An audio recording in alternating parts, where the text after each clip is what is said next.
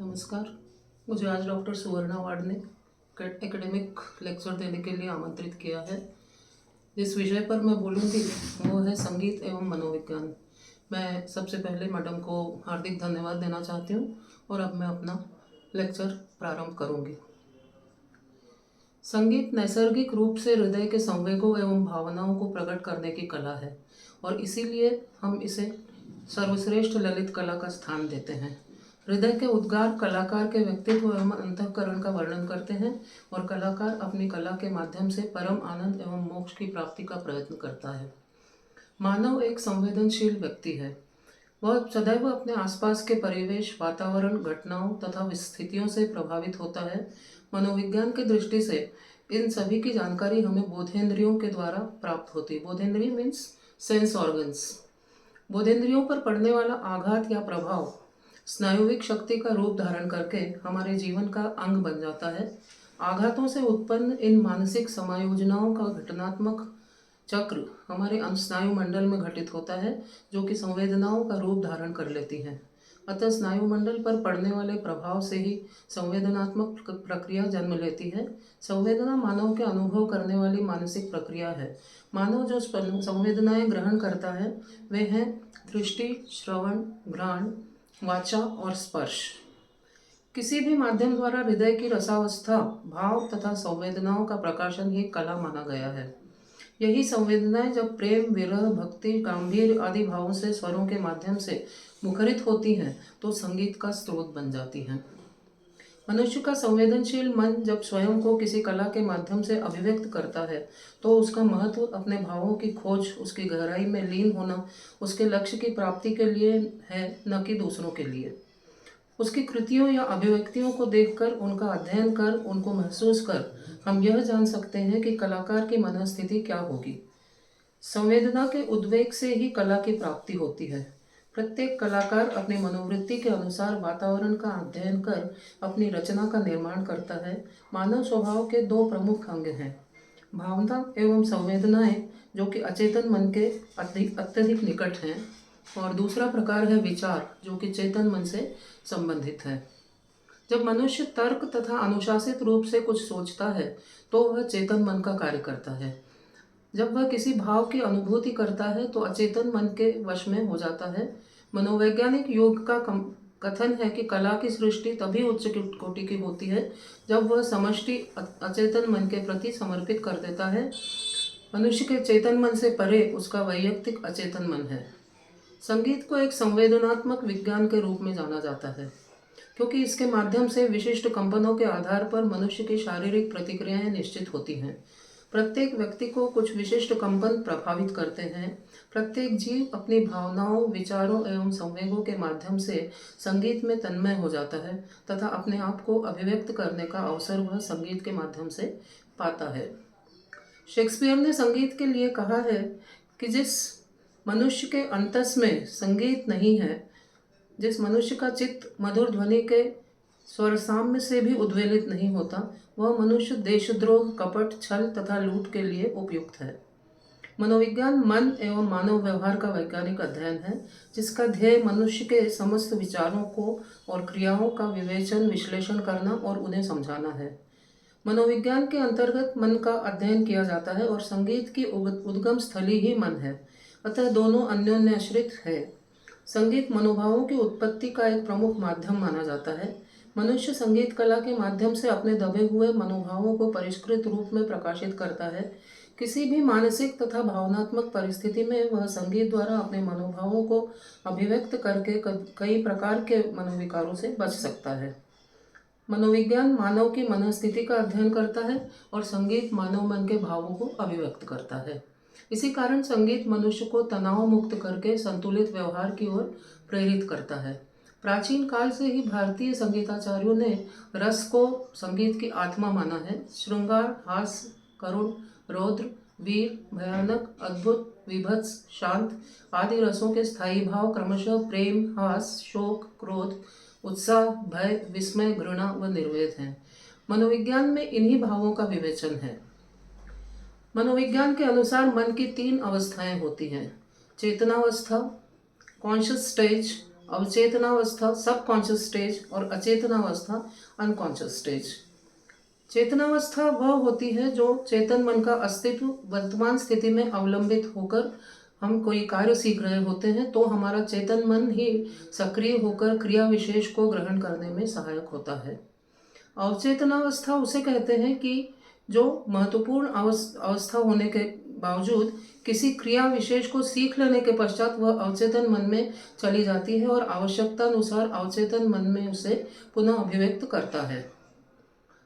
अतः अवचेतन मन का प्रमुख कार्य है किसी सीखी हुई क्रिया को या ज्ञान को उचित समय पर अभिव्यक्त करना।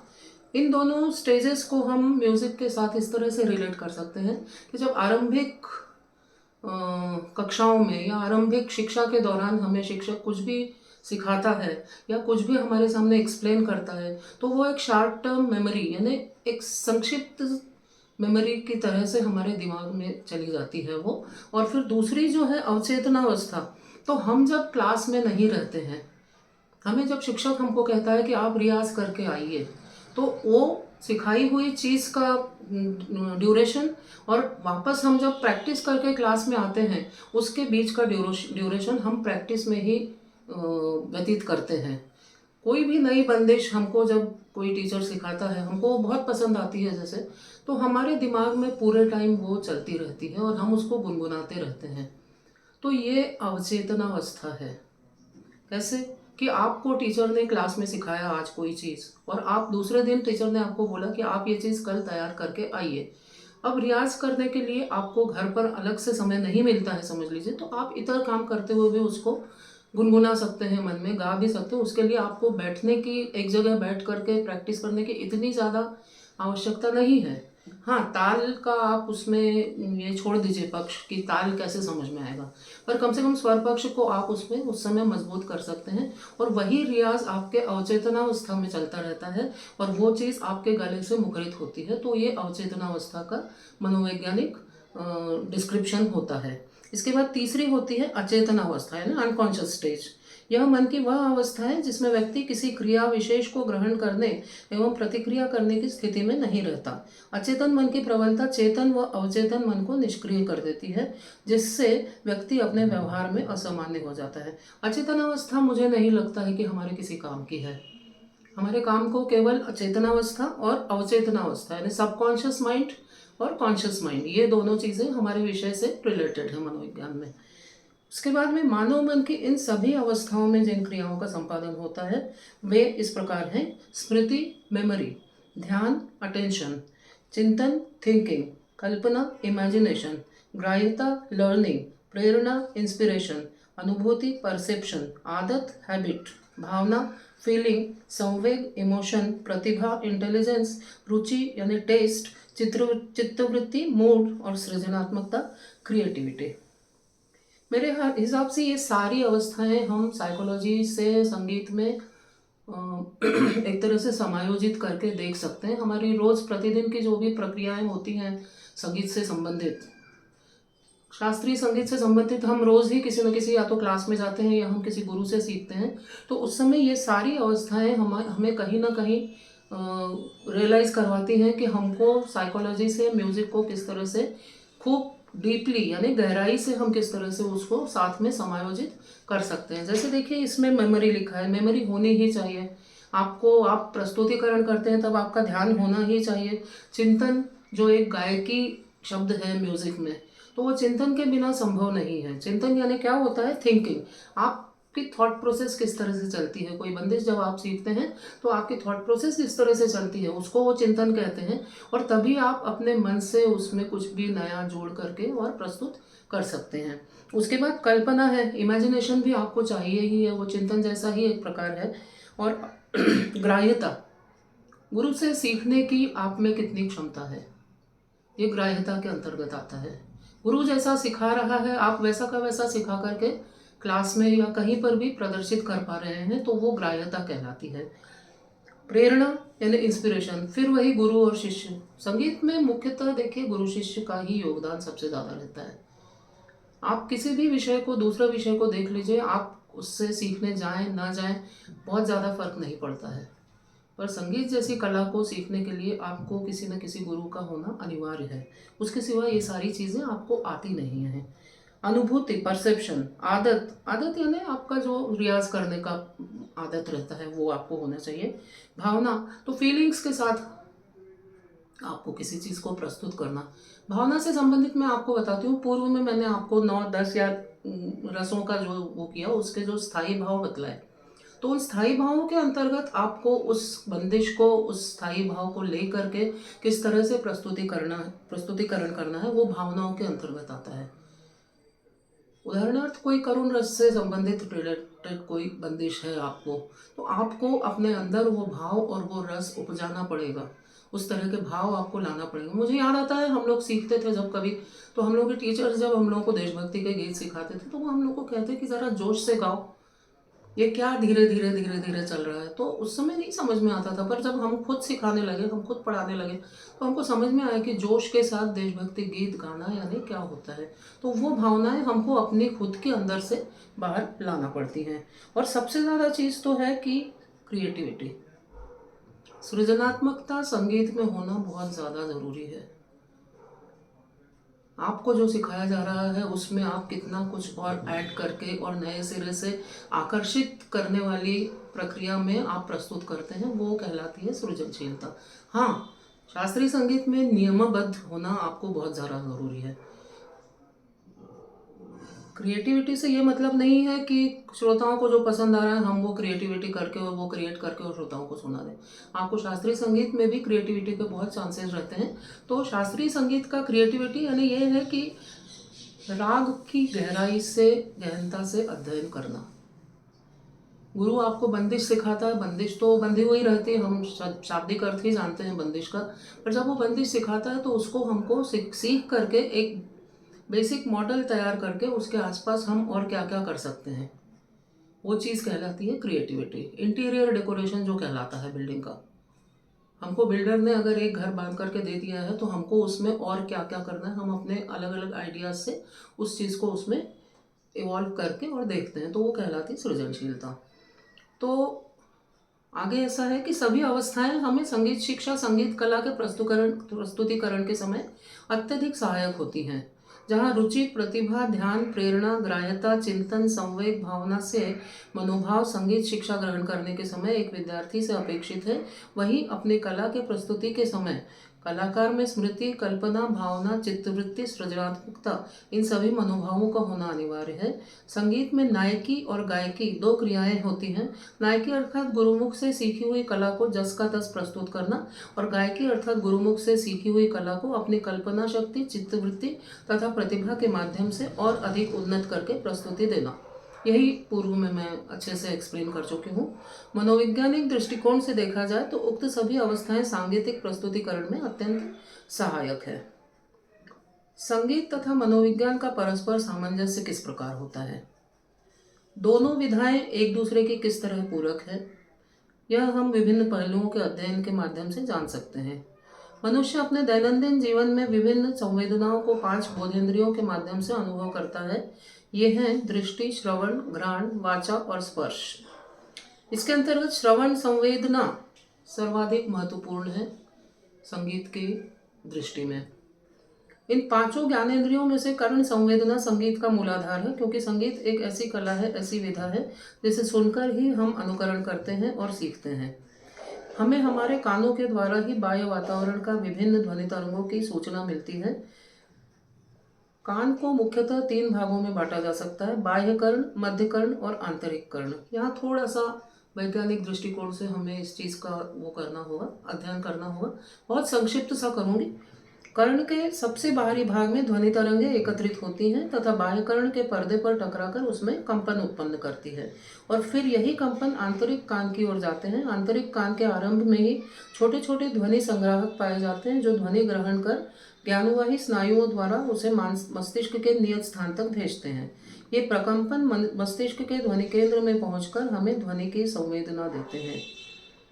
लिखने में ये बहुत ज़्यादा लंबा लगता है, पर हमारा जो बोलने का तरीका या सामने वाले के सुनने की जो होती है वो क्षणार्ध में चीज़ें हो जाती हैं। हम कह रहे हैं ये बाह्यकर्ण का ये हिस्सा है, उसके बाद ये अंदर जाता है, फिर अंदर जा कर के वो प्रकंपन उत्पन्न करता है, फिर छोटे आपका जो आंतरिक कान है उसमें ध्वनि संग्राहक होते हैं। ये वाक्य जब हम लिखते हैं या वाक्य जब हम बोलते हैं तो हमें लगता है स्टेप बाय स्टेप ये होता होगा, जबकि असलियत ये है कि मैं यहाँ बोल रही हूँ और आपको वहाँ सुनाई दे रहा है। 1 सेकंड के अंदर ये सारी चीज़ें हो जाती हैं। किसी भी प्रकार की ध्वनि को गतिमान होने के लिए एक माध्यम की आवश्यकता होती है, चाहे वो हवा हो, पानी हो या कोई ठोस पदार्थ। यदि हम किसी पाश्चात्य संगीत गोष्ठी में उपस्थित हैं तो हम केवल सुनते नहीं वरन उन सारे मशीनी कंपनों को अनुभव भी करते हैं जो उस गोष्ठी के उपयोग में लाए गए वाद्यवृंद से निकलते हैं। नाद का काल, नाद की आवृत्ति या बारंबारता, नाद की विपुलता, नाद की स्पष्टता या उज्ज्वलता, नाद की गति या कंपन, नाद की तारता, नाद की दिशा, नाद का प्रकार इत्यादि सभी का प्रभाव प्राणिमात्र पर पड़ता है। कोई भी नाद हमारी श्रवण संवेदना को किस प्रकार प्रभावित करता है, यह संगीत के मनोविज्ञान के अंतर्गत आता है। मनुष्य का चिंतन, कल्पना, सृजनशीलता तथा उसकी प्रेरणा संगीत के इन्हीं मनोवैज्ञानिक तत्वों से प्रभावित होती है। इसके बाद आता है लर्निंग प्रोसेस। तो लर्निंग प्रोसेस भी एक साइकोलॉजी का घटक है महत्वपूर्ण, और वो संगीत में किस तरह से लागू किया जाता है ऐसा मैंने कुछ करने की कोशिश की है। आशा है आपको पसंद आएगा। मनुष्य जब किसी नई परिस्थिति के संपर्क में आता है तो उस परिस्थिति के प्रभाव से उसके पूर्व व्यवहार और अनुभूति में परिवर्तन आता है। यही परिवर्तन सीखना कहलाता है।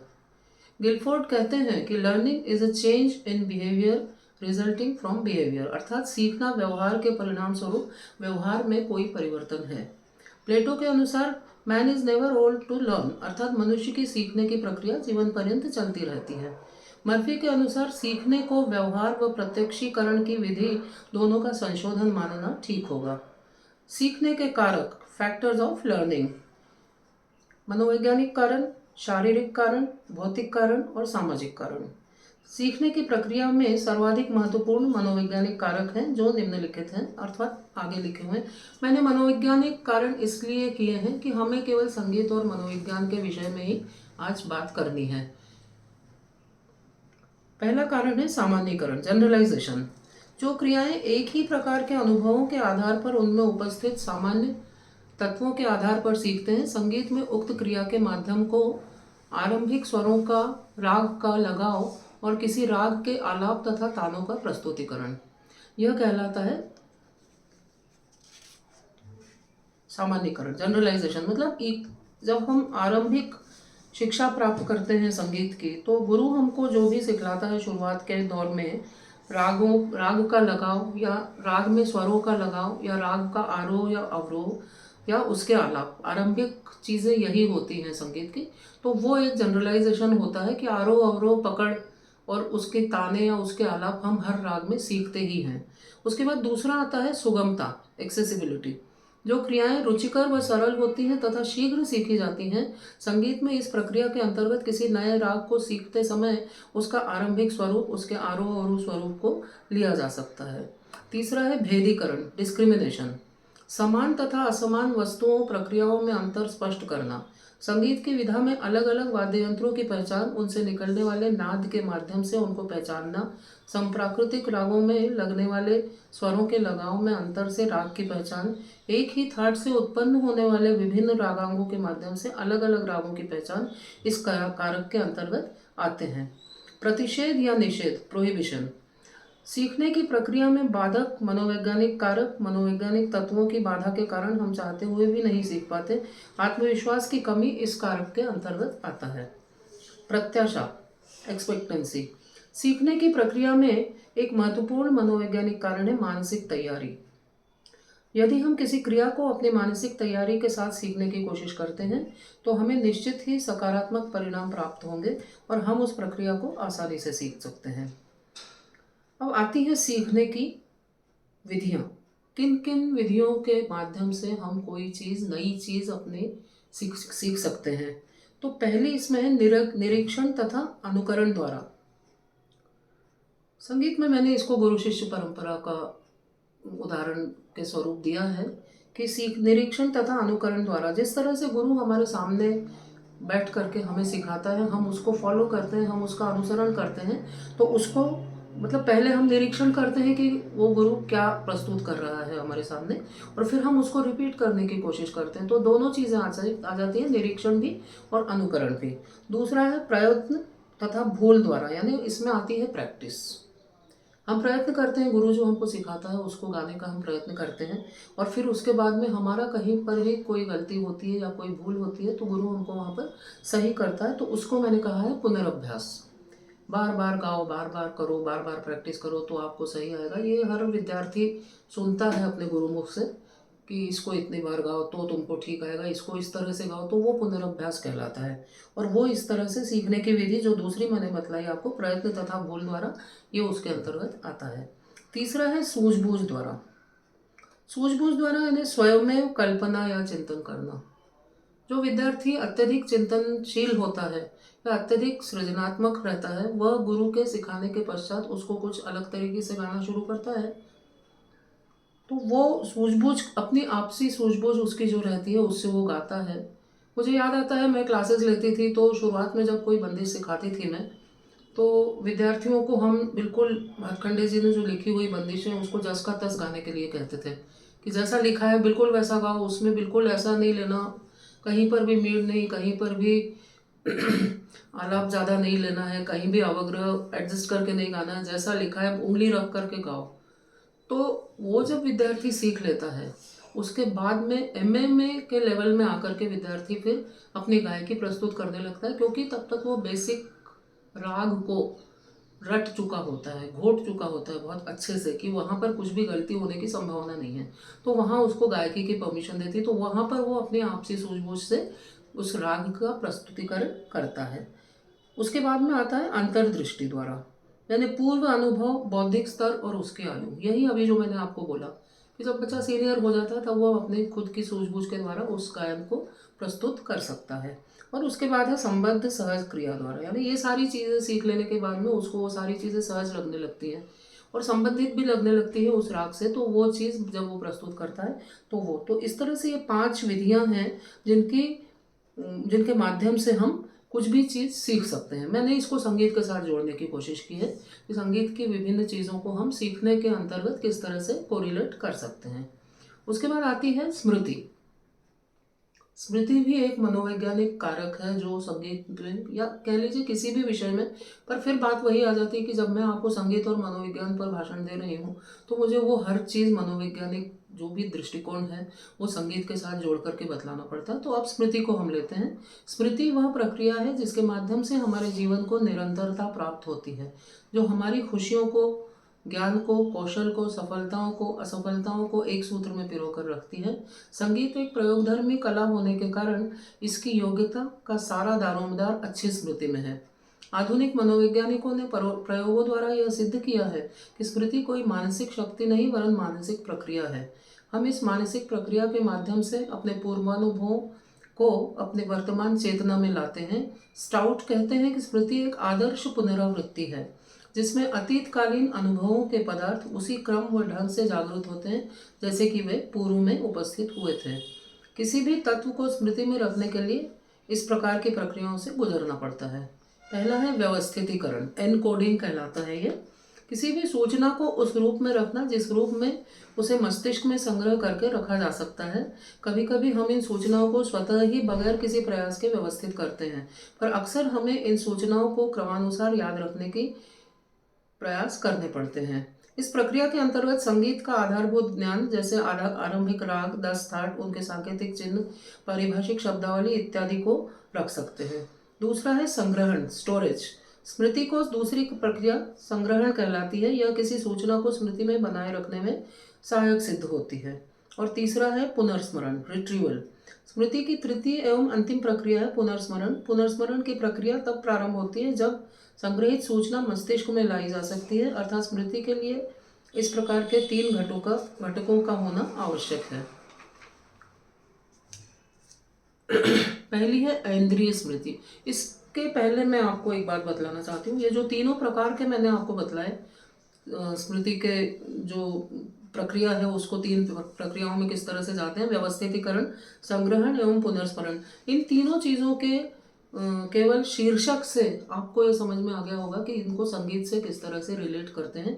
व्यवस्थीकरण में तो आपको मैंने बताया कि संगीत राग इसकी प्रक्रिया के अंतर्गत संगीत का आधारभूत ज्ञान, जैसे आरंभिक राग, 10 थाट, उनके सांकेतिक चिन्ह, प्रारंभिक शब्दावली, ये सारी चीज़ें होती हैं जो व्यवस्थितीकरण में आती हैं। हम जब भी संगीत सीखने जाते हैं तो हमें किस तरह से बतलाया जाता है कि यह इस राग का आरोह अवरोह है, आरोह किसे कहते हैं, अवरोह किसे कहते हैं, मुख्य स्वर समूह पकड़, यानी जिससे हम राग को पहचान पाते हैं। एनकोडिंग यही कहलाता है, किसी भी चीज़ को पहचानना प्रारंभिक दौर में। उसके बाद सांकेतिक चिन्ह क्या है 10 थाटों के, ये भी हमको उसी समय समझा दिया जाता है। तो ये जो व्यवस्थितीकरण रहता है कि इस बेस के आधार पर हमको अगली सारी संगीत की शिक्षा प्राप्त करनी है। तो ये चीज़ें बिल्कुल बेसिक हैं, ये यदि किसी को भी आ जाती हैं तो उसके आगे की चीज़ें सीखने की। अब जैसे संग्रहण है, संग्रहण का क्या अर्थ होता है? हम कोई भी नई चीज़ सीखते हैं तो वो हमारे दिमाग में जाकर के संग्रहित होती है, हम उसको पुनरअभ्यास करके याद करते हैं। और आज देख लीजिए आप कि कोई भी व्यक्ति जब अपनी क्लास फर्स्ट से लेकर के पोस्ट ग्रेजुएशन तक या उसके बाद तक भी सीखता है तो उसको वो सारी चीज़ें याद रहती हैं। आज हमसे कोई 1 2 3 4 गिनती के बारे में बात करें तो हमें वो सारी गिनती याद है। वो क्यों याद है? क्योंकि हमने जब प्रारंभिक ज्ञान उसका लिया था, व्यवस्थीकरण, एनकोडिंग जब हमने किया था तो वो एनकोडिंग इतना अच्छा हुआ था कि वो हमको ताज़िंदगी याद रहे। इसलिए उसका फिर बाद में संग्रहण हुआ, और संग्रहण के बाद की स्थिति आती पुनर्स्मरण की। प्रस्तुतिकरण के समय जब हम कोई चीज़ याद करते हैं तो वो पुनर्संग्रहण इसीलिए पुनर्स्मरण इसीलिए कहलाता है कि सीखी हुई चीज़ को हम बार बार रिपीट कर रहे हैं तो वो पुनर्स्मरण के माध्यम से ही कर रहे हैं। तो ये तीनों किस तरह से होते हैं, संगीत में किस तरह से लागू होते हैं, ये मैंने आपको बताया। और अब इसके आगे स्मृति को संग्रहित करने हेतु 3 प्रणालियाँ प्रचलित हैं। पहली है इंद्रिय स्मृति, सेंसरी मेमोरी, जो सूचनाएं हमारे इंद्रियों के माध्यम से हमें मिलती हैं और जो हमारे मानस में क्षणार्ध के लिए रहती हैं, इंद्रिय स्मृति के अंतर्गत आती हैं। इसके अंतर्गत दृश्य श्रव्य कलाएं आती हैं, अर्थात साधारण भाषा में हम कह सकते हैं कि ऐसे दृश्य जो पलक झपकते ही गायब हो जाते हैं इस स्मृति के अंतर्गत आते हैं, जैसे आकाश में बिजली चमकना, पटाखों का फूटना आदि। श्रव्य तत्वों तथा श्रवण क्रियाओं के लिए भी यही नियम है। कक्षा में बैठा हुआ विद्यार्थी गुरुमुख से सुनी हुई चीज़, बंदिश या स्वरलिपि को तुरंत स्मरण करने में तब तक सफल नहीं होता है जब तक वह उसका पुनर्अभ्यास न करे। एक बार हमने सिखा दिया स्टूडेंट्स को कि यह है इस चीज़ की स्वर मालिका या यह है इस चीज़ की बंदिश, तो ऐसा होता नहीं है कि एक बार के सिखाने में विद्यार्थी सीख ले। उसको उसका पुनर्स्मरण करना ही होगा और पुनर्अभ्यास भी करना होगा। दूसरी है लघुकालिक स्मृति। स्मृति का यह प्रकार इंद्रिय स्मृति से कुछ अधिक समय तक हमारे मस्तिष्क में रहता है, यानी सीधे सीधे शब्दों में कक्षा से बाहर जाने तक। कक्षा के बाहर जाते ही विद्यार्थी सारी चीज़ें भूल जाते हैं। लघुकालिक स्मृति तो बिल्कुल ही ऐसी है कि आपने क्लास में सिखाया उसको और वो बाहर जैसे ही निकला दरवाजे के बाहर याद करके ज़रूर जाएगा वो कि मैं इसको जस का तस कल आकर के प्रस्तुत कर दूंगा, पर जैसे ही वो कमरे से बाहर निकलता है वह उस चीज़ को भूल जाता है। वो कहलाती है लघुकालिक स्मृति। और तीसरी और अंतिम है दीर्घकालिक स्मृति, लॉन्ग टर्म मेमोरी। लघुकालिक स्मृति से कुछ सूचनाएं दीर्घकालिक स्मृति में जाने के लिए अपना मार्ग प्रशस्त करती हैं। दीर्घकालिक स्मृति मनुष्य की स्थायी स्मृतियों का एक बृहद संग्रहालय है। इन स्मृतियों के संग्रहण की कोई सीमा नहीं होती, न समय की दृष्टि से और न ही संख्यात्मक दृष्टि से। इनमें से कई जीवन पर्यंत बनी रहती है। हमने जिस ज्ञान का संचय किया है, जो हुनर अर्जित किया है तथा जो हमारे अतीत की स्मृतियां हैं, इन सभी की रक्षा दीर्घकालिक स्मृति करती है। पुनर्स्मरण तथा पुनर्अभ्यास के माध्यम से लघुकालिक स्मृति को दीर्घकालिक स्मृति में परिवर्तित नहीं किया जा सकता है। यह प्रक्रिया संगीत शिक्षा में काफ़ी लाभदायी सिद्ध होती है। किसी भी राग को सीखते समय वह लघुकालिक स्मृति के माध्यम से हमारे मस्तिष्क में स्थापित होता है, पर उसे दीर्घकालिक स्मृति के रूप में स्थायी करने हेतु हमें उसके पुनर्स्मरण तथा पुनर्अभ्यास की आवश्यकता होती है। और अंततः इस प्रक्रिया से वह राग विशेष हमें कंठस्थ हो जाता है। फिगर्स हैं मेरे पास, पर वो बोर्ड पर दिखाने जैसे हैं इसलिए मैं उनको अभी नहीं लूँगी। उसके बाद आता है सृजनशीलता, क्रिएटिविटी। मौलिक, सटीक और मूल्यवान विचारों को उत्पन्न करने की क्षमता ही सृजनात्मकता कहलाती है। शोध द्वारा यह सिद्ध हो गया है कि बुद्धिमत्ता और सृजनात्मकता का घनिष्ठ संबंध है। अधिकतर विशेषज्ञों के अनुसार creativity is one accomplishment of born of intensive study, long reflection, persistence and interest। अर्थात गहन अध्ययन, दीर्घ चिंतन, दृढ़ता तथा अभिरुचि के संपादन से सृजनशीलता का निर्माण होता है। उसके बाद कुछ विशेषताएं होती हैं सृजनशील व्यक्तियों की, वो मैं आपको शॉर्ट में बतलाना चाहती हूँ। पहली है निपुणता, दूसरा है अनुभूति के प्रति उदारता, तीसरी है चित्त की स्वतंत्रता, चौथी है आंतरिक प्रेरणा, पांचवा है दृढ़ता। इन पांचों का संगीत से ऐसा खूब खास संबंध नहीं है, परंतु कहीं हम गहराई में जब संगीत का अध्ययन करते हैं तो इन पांचों को हम कहीं ना कहीं उसको रियलाइज़ करके पढ़ते हैं, इसलिए मैंने ये प्रस्तुत करने की कोशिश की है। तो आप कृपया उसको थोड़ा सा ध्यान से पढ़ करके और आगे कुछ आपके महत्वपूर्ण जो भी चीज़ें होंगी उनको आप ग्रहण कर सकते हैं। सृजनात्मकता सीखी जा सकती है और साथ ही उसमें अभिवृद्धि भी की जा सकती है, क्योंकि सृजनशीलता केवल उन विशिष्ट व्यक्तियों तक सीमित नहीं है जिन्हें नैसर्गिक रूप से उनकी कल्पनाशीलता के माध्यम से वह प्राप्त हुई है, वरन प्रत्येक व्यक्ति में सृजनशीलता का कुछ न कुछ अंश अवश्य होता है जिसे उसे प्रदर्शित करने की कला आना चाहिए। सृजनात्मकता सीखने या उसमें अभिवृद्धि लाने के कुछ तरीके हैं जो इस प्रकार हैं। जितना हम हमारे भीतर इस वृत्ति को बढ़ावा देते हैं कि हम सृजनशील हैं, उतना ही हम हमारे व्यक्तिगत लक्ष्य की ओर बढ़ते जाते हैं।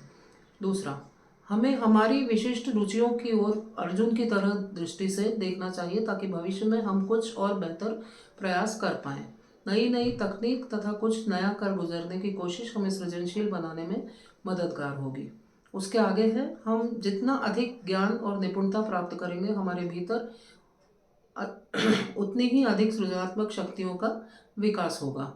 उसके बाद आता है, हमें हमारे सृजनात्मक विचारों को अपडेट करना होगा। उसके लिए स्थान, समय आदि से हम अप्रभावित रहें तो बेहतर होगा, क्योंकि वही कृति पुनरावृत्त हो यह आवश्यक नहीं है। और लास्ट है, हमें अपना अधिकाधिक समय सृजनशील व्यक्तियों के साथ गुजारना चाहिए। धन्यवाद। नमस्कार।